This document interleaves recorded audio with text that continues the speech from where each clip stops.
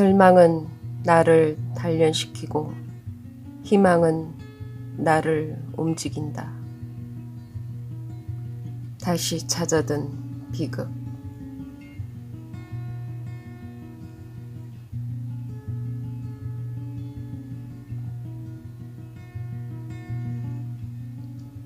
또다시 비극은 소리 없이 찾아왔다. 1979년 10월 26일 이른 아침 아버지는 오늘은 삽교천 행사에 간다 하고 인사를 건네며 청와대를 떠나셨다. 여느 때와 별 다를 게 없는 하루의 시작이었다. 그날도 나는 청와대에서 손님을 맞으며 바쁜 하루를 보내고 있었다.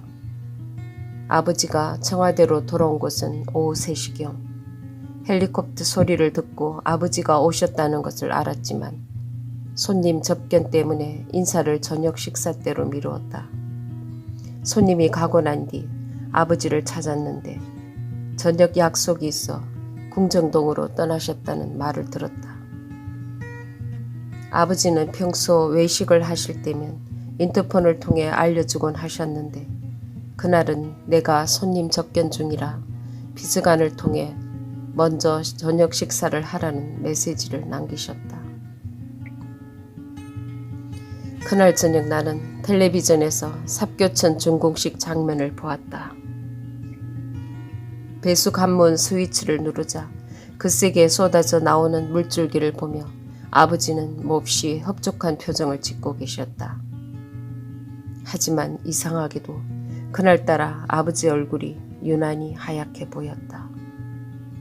흑백 텔레비전으로 시청하는 건데도 아버지는 안색이 유난히 하얗게 보였다. 이상하게도 이 세상 분이 아닌 것 같이 느껴졌다. 나는 아버지의 건강에 무리가 온 것 같으니 좀 더 신경 써야겠다는 생각을 했다.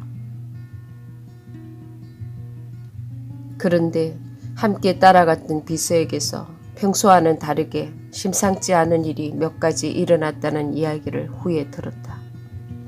철저하게 준비를 했는데도 불구하고 아버지가 제막을 하는 순간 기념탑에 씌운 커튼이 반쯤밖에 그치지 않았고 행사를 끝낸 뒤 점심 식사를 하기 위해 도고온천 관광호텔에 내릴 때 이 호텔에서 기르는 노루 한 마리가 아버지가 탑승한 헬리콥터 소리에 놀라 뛰다가 그만 나무에 부딪혀 죽었다는 것이다. 소소한 이야기거리로 넘길 수 있는 문제지만 이런 상황들이 바로 그날 일어났다는 것이 예사롭지 않았다고 했다. 다음 날 일정이 빡빡하게 짜여 있었기 때문에 조금 일찍 잠자리에 들었다. 새벽 1시 30분쯤 되었을까 전화벨 소리에 잠이 깼다. 수화기 너머로 일어나 몸차림을 해 주십시오 라는 비서관의 말이 들려왔다. 순간 등 뒤로 서늘한 기운이 느껴졌다. 머릿속으로 번개처럼 어머니 일이 스쳐 지나갔다. 잠시 후 김계원 비서실장이 관저로 찾아왔다. 각하께서 돌아가셨습니다. 그 말을 듣는 순간 온몸이 얼어붙는 것 같았다. 어떻게 그런 일이? 간밤에 일어난 일을 김계원 비서실장이 간단히 설명을 해주었다. 전방에는 이상이 없습니까? 무의식 중 내 입에서 나온 말은 38선은 안전한가였다. 아버지의 죽음을 틈타 북한이 무력 침공을 감행할 수도 있겠다는 생각이 들었던 것 같다. 그날 밤이 어떻게 흘렀는지 모르겠다. 무섭도록 적막한 시간이 지나고 있었다. 처음에는 몸에 한기가 돌더니 온몸이 주체할 수 없을 정도로 떨렸다. 사람이 너무 큰 충격을 받으면 울음조차 나오지 않을 때가 있다는 걸 깨달은 밤이었다. 서서히 온몸의 감각이 사라지고 어지러운 꿈속에 놓여 있는 듯 했다. 아버지의 시신이 새벽 동이 트기 시작할 무렵 청와대로 옮겨졌다. 5년 전 어머니의 시신이 눕혀졌던 병풍 뒤에 아버지의 시신이 안치되었다. 누가 내 등 뒤에 비수를 꽂는다 해도 그때만큼 아프지는 않을 것이다. 나는 아버지의 시신을 바라보며 그제야 참았던 슬픔을 쏟아냈다. 아버지의 표정은 평온하기 이를 데 없었다. 마치 편안한 잠에 빠진 것처럼 평화로워 보이기까지 했다. 나는 이미 온기를 잃은 아버지의 손을 꼭 잡았다. 이승에서 부녀지간에 나누는 마지막 작별 인사였다.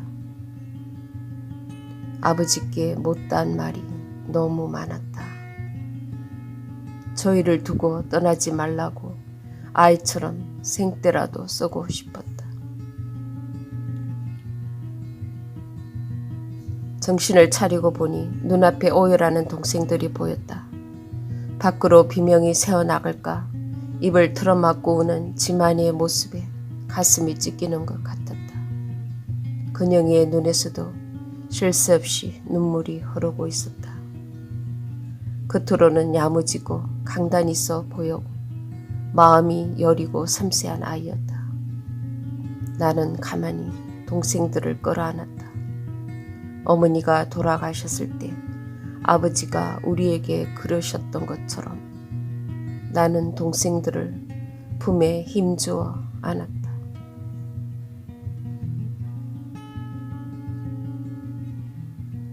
문득 돌아가시기 며칠 전 추석 무렵 어머니 산소의 성묘를 다녀왔다고 하자 아버지께서 나도 가고 싶다. 나도 곧 갈 것이다. 라는 말씀을 하셨던 게 떠올랐다. 어쩌면 본인의 운명을 예견하셨던 게 아닌가 하는 마음이 들어 더더욱 가슴이 아팠다.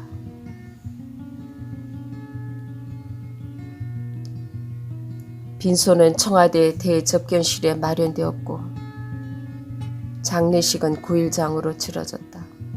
일반인들을 위한 분향소를 따로 마련하였다.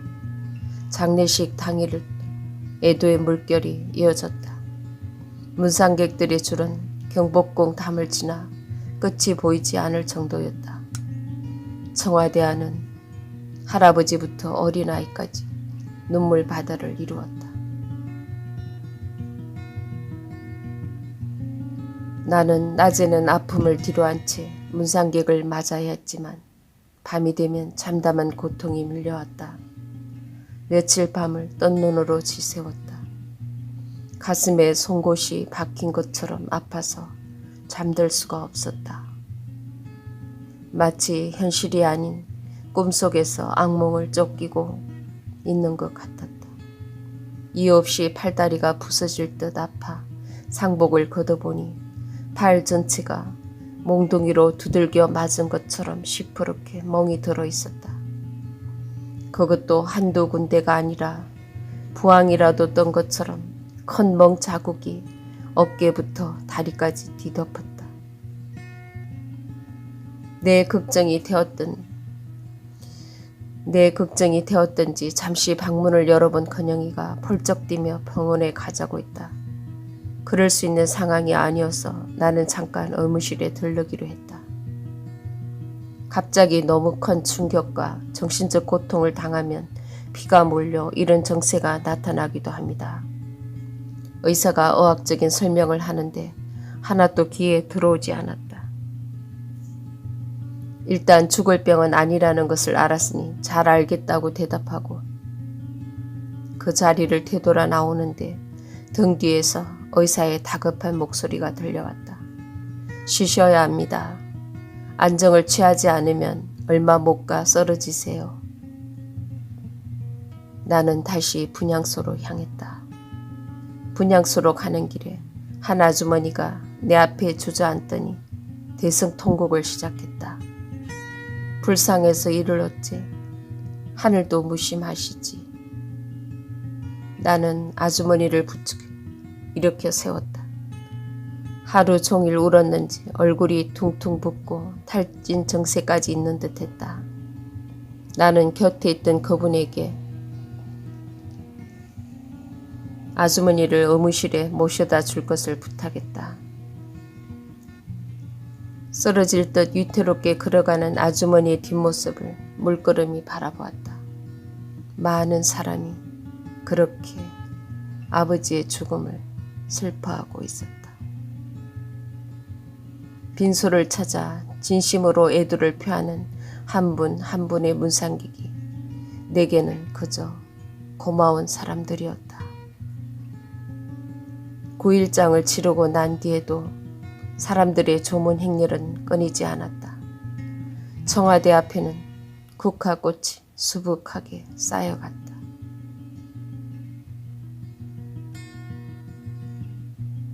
나는 아버지의 피 묻은 넥타이와 와이셔츠를 빨면서 터져나오는 오열을 참을 수 없었다. 비서실장이 전해준 아버지의 옷은 온통 시뻘건 피로 물들어 있었다. 수술한다고 여기저기 찢어놓아 처참하기가 이루 말할 수 없는 옷을 보고 있자니 굵은 눈물 방울이 툭툭 떨어졌다. 몇 년 전 어머니의 피 묻은 한복을 빨던 기억이 스쳐 힘없이 바닥에 주저앉았다. 한 분도 아니고 부모님 모두 총탄에 피를 흘리며 돌아가신 가혹한 이 현실이 원망스러웠다. 핏물이 가시지 않는 아버지의 옷을 빨며 남들이 평생 울 만큼의 눈물을 흘렸다. 죽을 만큼 힘든 고통의 시간이 지나고 있었다.